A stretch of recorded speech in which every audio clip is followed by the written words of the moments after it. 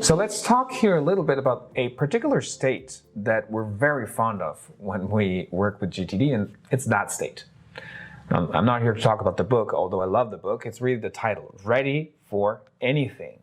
What does that mean?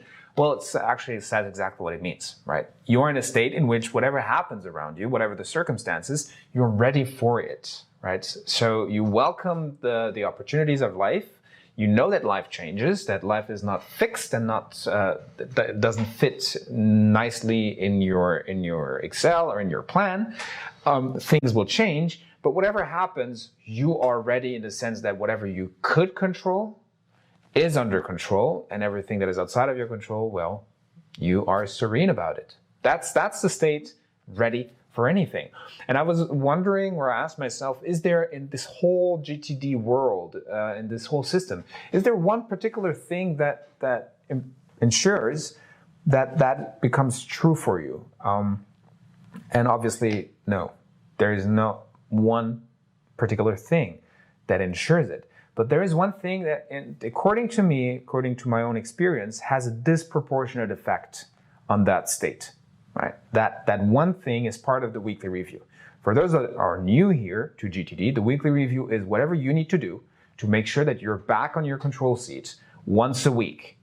Right? Why? Because we know that we're not perfect. Because we know that we make commitments and that some of those we will not hold them, we will not execute on them, and then we'll just make sure that the system that we have is updated appropriately so that we can, the next week, trust our choices again.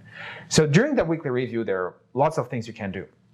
I would recommend focusing heavily on one specific step of that weekly review. By the way, the weekly review checklist you can find in the book. But one of those steps is the review of your calendar. And the review of your calendar, assuming that you have in your calendar all that you should have in your calendar. Daily specific information. My boss is out of town this week. That's an information you want to have on that particular date. Daily specific tasks. Call Fred for his birthday today. Can happen in the morning, can happen at noon, can happen in the evening, but it needs to happen today. And time specific actions, right? For normal people, that's just a meeting, for example, right? So assuming you have these informations in your calendar, now you can actually start with the exercise. And the exercise is rather simple. It's really going through your calendar. Let me show you. It's going through your calendar. Here's a nice day. My coaching event got canceled, so I have a free day here in my calendar. But what I would do and what I did for my weekly review is that I would jump now on each day that is coming. What do I need to prepare for that meeting? So I have here, for example, a coaching, another one. So those need to be prepared in advance, right? I don't want to stumble in them. I just want to be ready for when they come.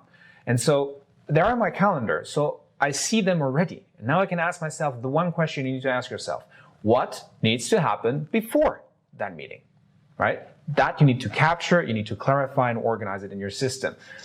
In our system, it's basically these things I need to review with them, or agenda points, right? That will land in my agendas list. Anyway, the idea is that you go through day by day with a specific question, what do I need to prepare until that date? Now here comes the key. I'm sure you're doing that already, Celia. Okay, nothing new here. Well, how far do you look at your calendar? How far in the future do you look in your calendar? And here's the disproportionate effect I think that you can generate here. If you look at your calendar 6 to 8 weeks in advance, minimum, not maximum, minimum. Because for most people, you already have things in your calendar that are 6 weeks, right? You might have already dinner parties that are planned for which some things need to happen, buy gifts, buy flowers, buy, I don't know, something.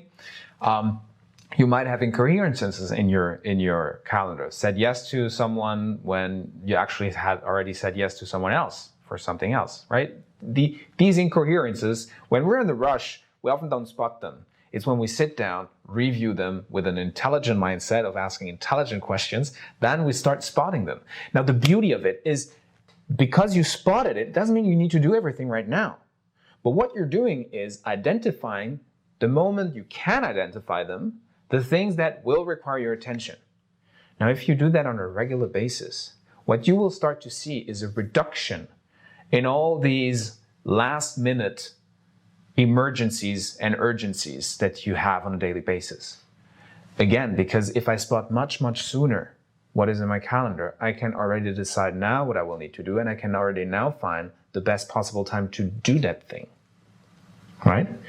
That is, for me, the most powerful step you can take if you want to come to a state that we call ready for anything. Is that the only one? Obviously not.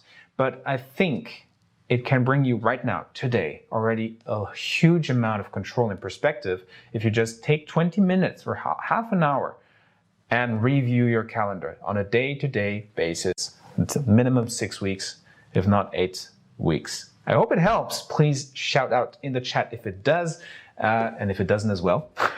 And I look forward to the next video. Bye-bye.